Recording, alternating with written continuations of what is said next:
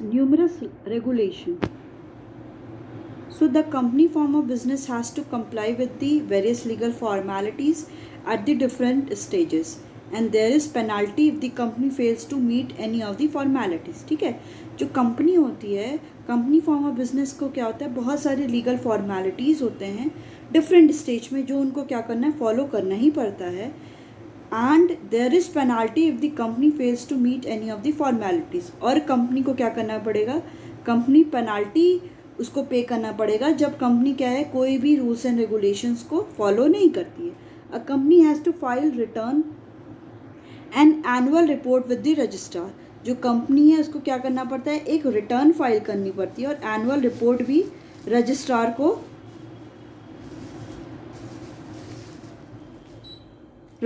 को क्या करना पड़ता है, सबमिट करना पड़ता है. So this legal interference in day to day operation result in lack of secrecy. कि हर दिन कोई ना कोई इंटरफेरेंस क्या करता है, जो भी कंपनी का एक सिक्रेसी है वो क्या करता है, उसको फेल कर देता है. And lot of time and money is spend. और जो मनी है और टाइम भी इस पर बहुत ज़्यादा वेस्ट भी हो जाता है. ठीक है, नेक्स्ट है आपका delay in decision. So in company organisation all the important decision are taken in the board meeting. ठीक है, जो भी कंपनी के ऑर्गेनाइजेशन में जो भी इम्पॉर्टेंट डिसीजन है वो कौन लेता है, बोर्ड मीटिंग में ही लिया जाता है. और आफ्टर कंसल्टिंग वेरियस पर्सन, और वेरियस जो पर्सन है उनके साथ कंसल्ट भी किया जाता है. And once decision are taken these have to be communicated to everyone. जैसे ही कोई एक डिसीजन ले लिया जाता है उसके बाद ये सारी इन्फॉर्मेशन हर एक को क्या है, कम्युनिकेट किया जाता है, which is again a lengthy process. जो क्या है, बहुत ही लेंदी प्रोसेस हो जाता है. As a large number of people are working in a company at a different level. क्योंकि लार्ज नंबर में क्या है, पीपल क्या है, वो अलग कंपनी में अलग अलग डिफरेंट लेवल पे हैं, तो सब तक वो सारी इंफॉर्मेशन पहुंचाना क्या हो जाता है, बहुत ज़्यादा लेंदी प्रोसेस हो जाता है. So taking and implementing decision is a lengthy process in a company. ठीक है, कोई भी डिसीजन लेना फिर उसको इम्प्लीमेंट करने में ये बहुत ज़्यादा लेंदी प्रोसेस हो जाता है. नेक्स्ट है आपका ओलिगार्किक मैनेजमेंट. ठीक है, ओलिगार्किक मैनेजमेंट, ओलिगार्की का मतलब होता है कि small group of people have control of a country या ऑफ एनी कंपनी. कि एक कंपनी में बस कुछ ही पीपल का ही क्या होता है, पूरा कंट्रोल होता है. कहने को तो ये है कि सब लोग को क्या है, यहाँ पे डेमोक्रेटिक सेटअप होता है कि सबको इतनी अथॉरिटी है कि वो लोग अपना बोल सके, बट ऐसा रियलिटी में ऐसा नहीं होता. कुछ स्मॉल ग्रुप ऑफ पीपल ही हैं जो क्या करते हैं, सारे डिसीजन लेते हैं और अदर डिसीजन किसी से पूछा भी नहीं जाता है. So although we say that there is democratic setup in the company form of business, कि ये बोला जाता है कि कंपनी फॉर्म ऑफ बिजनेस में क्या है, एक डेमोक्रेटिक सेटअप है. But this democratic setup exist only on paper. अब ये जो डेमोक्रेटिक सेटअप है वो क्या है, बस पेपर पे ही एग्जिस्ट करता है. In real practice, in real life, company is in hand and control of a few people. Company क्या है, बस कुछ फ्यू पीपल के ही कंट्रोल में है, सारे लोग के कंट्रोल में नहीं है. सारा जो कंट्रोल कौन कर रहा है, कुछ फ्यू पीपल ही कर रहे हैं. लाइक डायरेक्टर्स, जो डायरेक्टर हैं कंपनी के, वही क्या कर रहे हैं, कंट्रोल कर रहे हैं. The director have complete control over the company. जो डायरेक्टर है उसके पास क्या होता है, कंप्लीट कंट्रोल होता है कंपनी का. These people take all the decision. यही पीपल जो डिफरेंट डायरेक्टर्स हैं वही क्या करते हैं, सारे डिसीजन लेते हैं in their personal interest and the benefit. अपनी बेनिफिट के अकॉर्डिंग, अपने इंटरेस्ट के अकॉर्डिंग वो क्या करते हैं, सारे डिसीजन लेते हैं. And ignoring the interest of the share holder and the other company.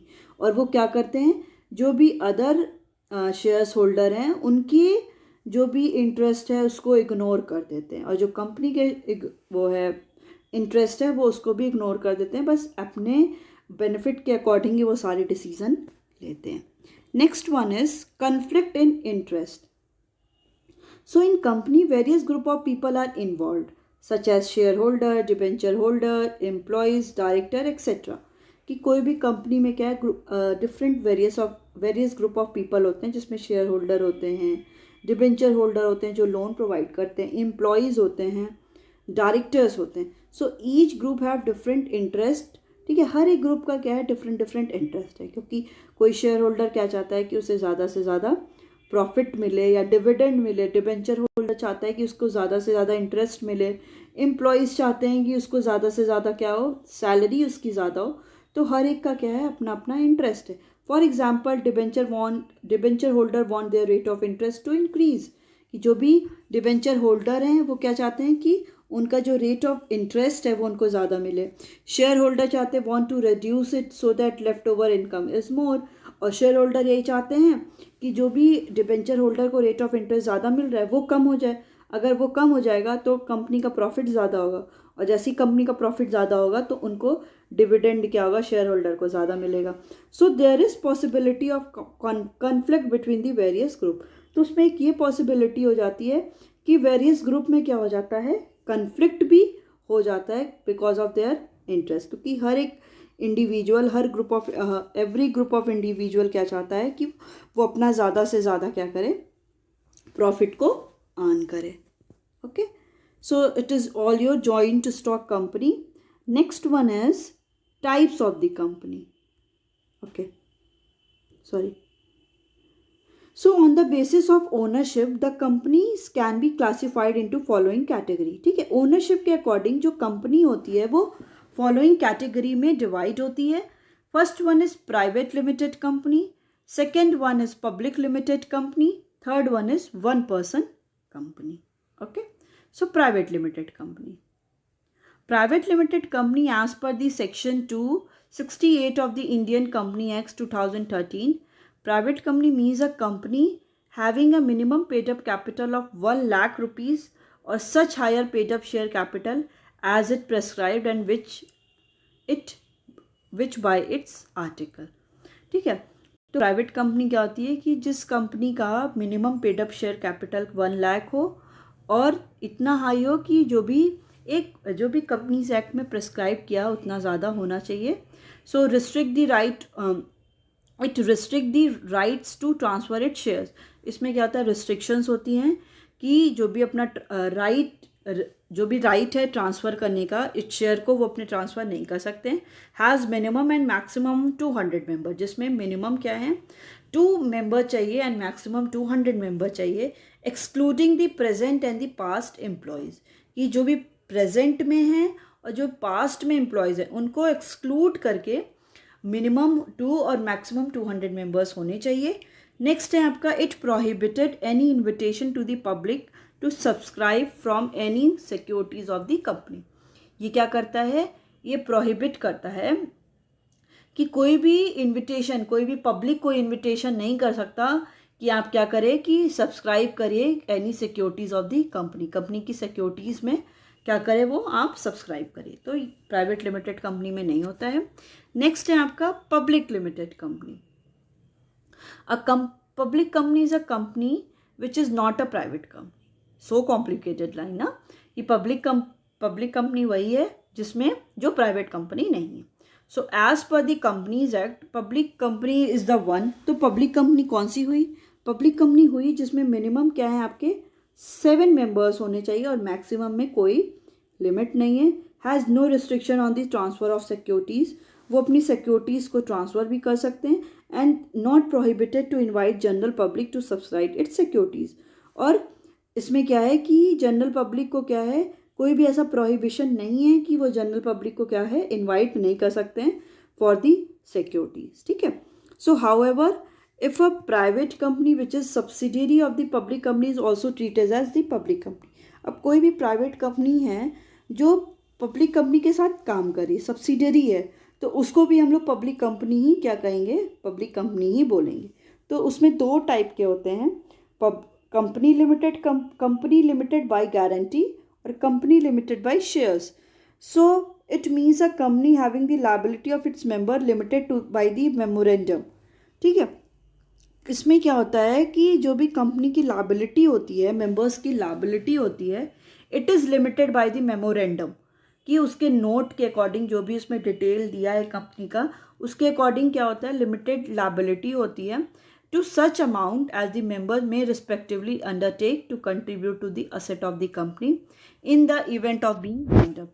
कि अगर क्या है कि अगर कंपनी का वाइंड अप की कंडीशन आ गई है, वाइंड अप होने वाला है, बंद होने वाला है कंपनी, तो उस कंडीशन में वो अपने असेट को भी क्या कर सकते हैं, कंट्रीब्यूट कर सकते हैं, ठीक है, क्योंकि वो लोग क्या है, कंपनी लिमिटेड है बाय गारंटी, कि उनकी लायबिलिटी क्या है, उतनी ही लिमिटेड है। नेक्स्ट है आपका company limited by shares. So it means a company having the liability of its member limited by its the memorandum of amount if any unpaid on the shares respectively held by them.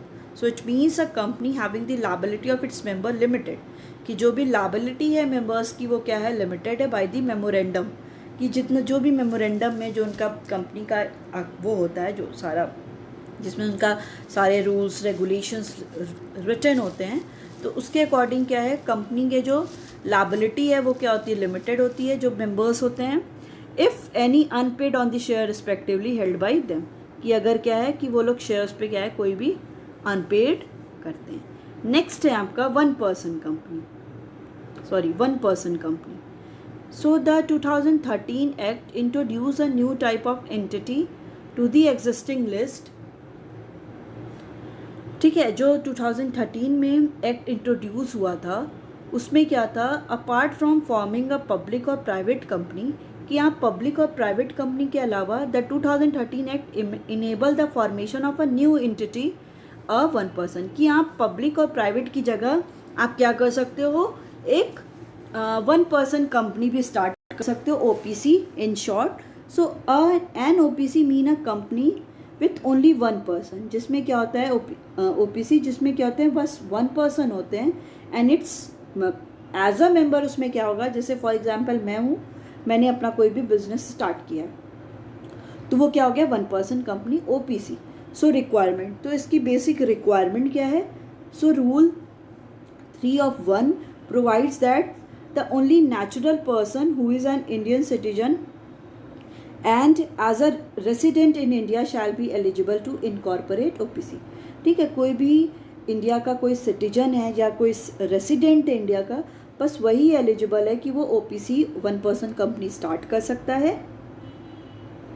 Next one is no person shall be eligible to incorporate more than one OPC or become nominee in more than one such company। अब कोई भी member ऐसा नहीं है कि वो ऐसे कर करके बहुत सारी कंपनी को स्टार्ट कर ले, कि वो डिफरेंट, बस एक ही कंपनी के लिए वो रिस्पॉन्सिबल है, ठीक है। Next one is OPC to compulsory convert itself into public और प्राइवेट कंपनी सर्टेन। समटाइम्स क्या होता है कि ओपीसी वन पर्सन कंपनी को कंपल्सरी हो जाता है कि वो पब्लिक और प्राइवेट कंपनी में क्या करे, कन्वर्ट करे, where the paid up share capital of an OPC exceed 50 lakh rupees, जिसमें क्या है, जो पेड अप शेयर कैपिटल है ओपीसी का वो एक्सीड करे 50 लाख से, और जो एनुअल टर्नओवर है वो क्या during the relevant period exceed 2 crore, और वो 2 करोड़ से ज़्यादा उनका टर्नओवर इंक्रीज करे, it shall cease to be entitle to continue as a one person company. फिर क्या है, अगर ऐसा नहीं होता है तो वो क्या है, वन पर्सन कंपनी की तरह वो कंटिन्यू नहीं कर सकते हैं। Okay, next one is the privilege or the benefits of the private company over the public company, कि क्या ऐसे privilege और benefit मिलते हैं प्राइवेट कंपनी को over the public company। तो फर्स्ट है आपका कि a private company can be formed with only 2 members। जो प्राइवेट कंपनी है वो क्या है, 2 मेंबर के साथ बन सकती है, वेयर एटलीस्ट आपको पब्लिक कंपनी में क्या है, एटलीस्ट आपको 7 मेंबर चाहिए ही चाहिए, ठीक है। नेक्स्ट है अ private company must have at least 2 director. अब प्राइवेट कंपनी में एटलीस्ट 2 डायरेक्टर होने ही चाहिए, वेयर एज पब्लिक कंपनी में क्या है, मस्ट हैव मिनिमम 3 डायरेक्टर, और पब्लिक कंपनी में क्या कह रहा है कि 3 डायरेक्टर होने ही चाहिए।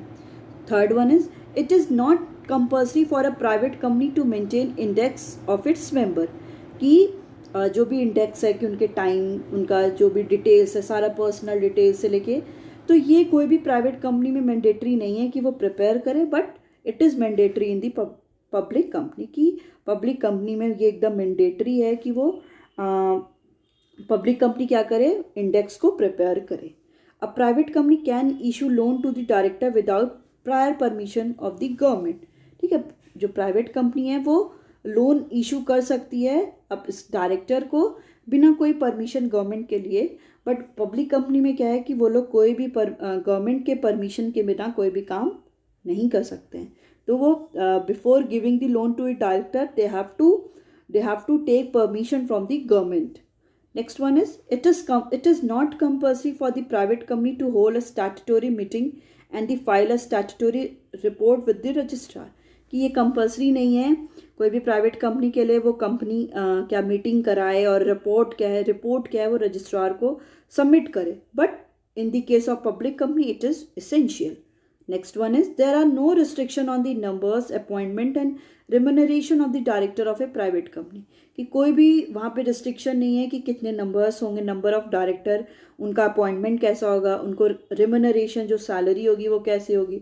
But there are many restriction on the appointment. But public company में क्या है बहुत सारे restriction है appointment से लेके उनके कितने number होंगे, remuneration director का कैसा होगा, तो ये सारा क्या है उससे related है. It is not necessary for a private company to issue a prospectus. ये प्राइवेट कंपनी के लिए इशू नहीं ज़रूरी नहीं है कि वो प्रॉस्पेक्टस को इशू करके जो भी जनरल पब्लिक को वो क्या करें कॉल करे कि वो लोग उनकी जो सिक्योरिटीज़ को परचेस करें. But it is essential for the public company. Public company के लिए क्या है ये एसेंशियल है. So private company can commence its business after getting the certificate of registration. कि जो भी प्राइवेट कंपनी वो अपने बिजनेस को स्टार्ट कर सकते हैं जैसे ही उनका रजिस्ट्रेशन हुआ, रजिस्ट्रेशन होने के बाद उनको कोई भी सर्टिफिकेट मिला उसके बाद वो स्टार्ट कर सकते हैं. But public company can start only after receiving this certificate of commencement of business. But जो पब्लिक कंपनी है उनको जब तक भी ये सर्टिफिकेट कमेंसमेंट का नहीं मिल जाता तब तक वो अपने कंपनी स्टार्ट नहीं हो सकती है.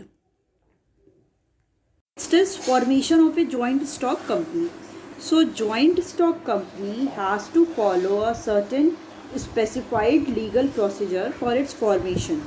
Okay, कि जो भी joint stock company होती है उनको क्या करना पड़ता है बहुत सारे legal procedure को follow करना होता है for its formation.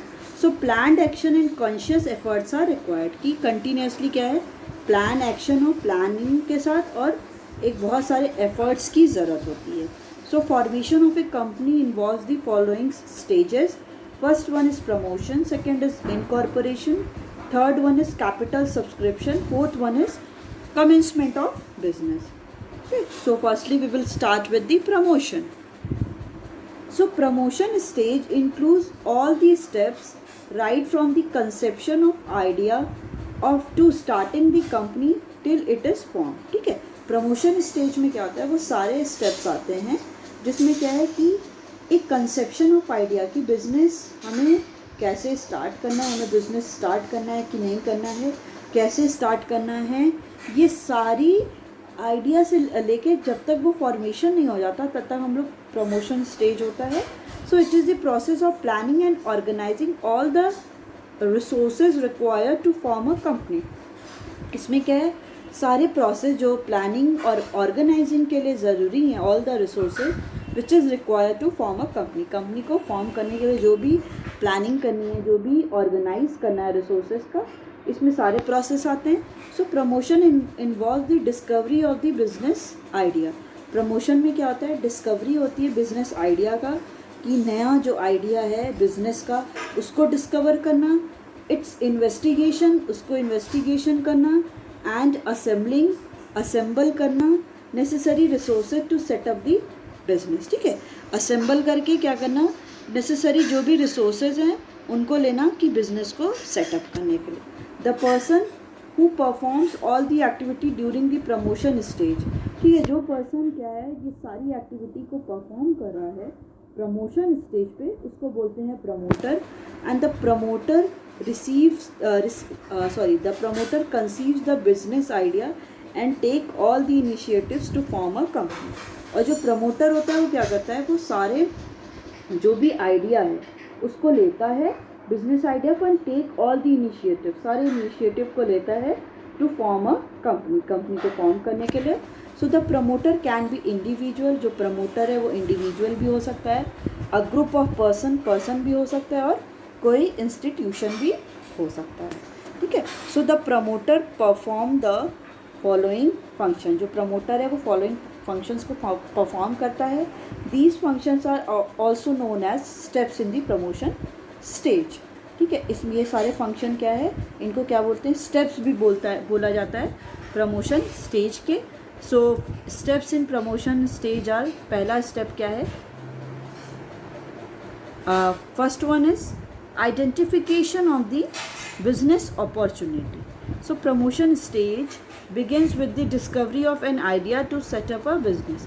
Promotion stage कहाँ से स्टार्ट होता है, begins with the discovery of an idea, कि आइडिया को डिस्कवर करना to set up a business, business को सेट करने के लिए। It can be an idea to set up a new business और an idea to expand the existing business.